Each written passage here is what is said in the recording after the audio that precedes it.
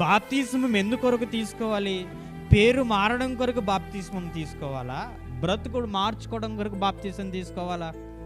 దేని కొరకు బాప్తిసం తీసుకోవాలి? బ్రతుకు మారడం కొరకు బాప్తిసం తీసుకోవాలి.